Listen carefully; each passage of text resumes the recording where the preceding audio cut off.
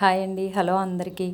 ఎలా ఉన్నారు? అందరూ బాగున్నారా? అందరూ బాగుండాలని ఆ దేవుడిని మనస్ఫూర్తిగా కోరుకుంటూ ఈరోజు వీడియో అయితే అప్లోడ్ చేశాను. ఈరోజు వీడియో వచ్చేసి మాగాయ పచ్చడి అనమాట. అంటే మామిడికాయ తొక్కు పచ్చడి అనమాట.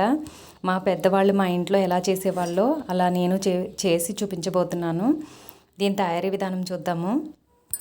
మామిడికాయలన్నీ బకెట్ నీళ్ళలో వేసి జీడంతా పోయేలా శుభ్రంగా కడిగి ఇలా పీలంతా చెక్కేసుకుని ఇలా ముక్కలుగా చెక్కుకోవాలి. ఆ పీలర్ తోటి ఒక 4-5 గంటల పాటు దీన్ని మామిడికాయ ముక్కల్లో ఉన్న తేమంతా పోయే వరకు ఎండలో పెట్టుకోవాలి. ఎండలో పెట్టుకున్న ఈ ముక్కలు ఒక పళ్ళెంలోకి తీసుకుని ఇలా ఒక గిన్నె సాయంతో కొలుచుకోవాలి. నాకైతే 5 కప్పులు ముక్కలైనవి అనమాట.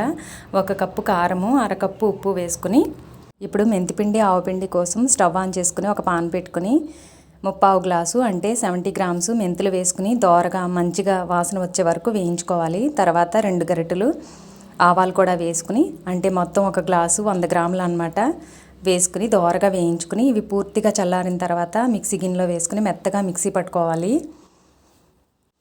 ఇలా మెంతిపిండి ఆవపిండి వేయడం వల్ల మనకి కమ్మదనం వస్తుంది.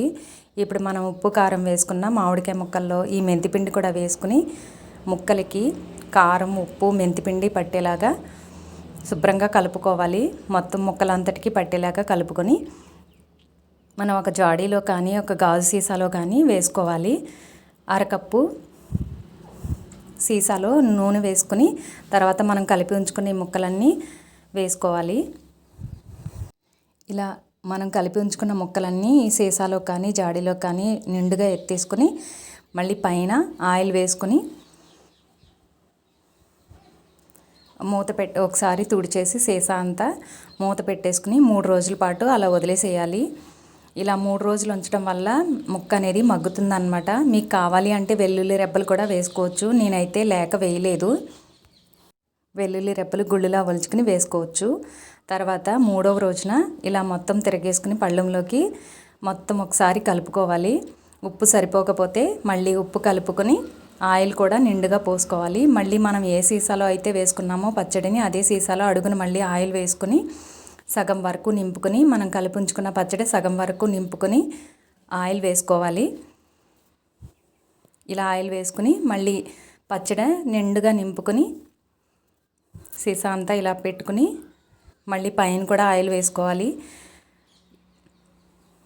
ఇలా ఆయిల్ ఎక్కువగా వేసుకోవడం వల్ల మనకి ఎన్నాళ్ళైనా నిలవ ఉంటుంది, సంవత్సరం పాటు నిలవ ఉంటుంది. ఆవకాయ పచ్చడి మనకి ఎలా ఉంటుందో సేమ్ అలాగనే ఆవకాయ పచ్చడి కంటే కూడా టేస్టీగా ఉంటుంది. మీరు ఒకసారి ట్రై చేసి చూడండి. ఇలా సీసాలో ఎప్పుడూ నూనె నిండుగా ఉండాలన్నమాట. మనం కొంచెం పచ్చడి వాడుకుంటాకి తీసుకున్నప్పుడు కూడా మళ్ళీ ఆయిల్ వేసుకుని ఉంచుకుంటే పచ్చడి అనేది అస్సలు పోదన్నమాట. పచ్చడి అయితే చాలా రుచిగా ఉంటుందండి. పప్పు అన్నంలోకి వేసుకుని తినడానికి, అలాగే రైస్లోకి నెయ్యి వేసుకుని తింటే చాలా బాగుంటుంది. వేడివేడి అన్నంలో ఈ పచ్చడి వేసుకుని మొత్తం అన్నం అంతా ఈ పచ్చడితో తినేయచ్చు. అంత రుచిగా ఉంటుందండి. ఈ పచ్చడిని మీరు కూడా ట్రై చేసి మీకు ఎలా వచ్చింది అనేది కామెంట్ చేయండి. ఇలా మూత పెట్టుకుని స్టోర్ చేసుకుని ఉంచుకుంటే ఆయిల్ ఎప్పుడు నిండుగా ఉండేలాగా సంవత్సరం పాటైనా నిలవ ఉంటుంది. వీడియో నచ్చితే లైక్ చేయండి. అలాగే మన ఛానల్ని సబ్స్క్రైబ్ చేసుకోండి. Thank you for watching.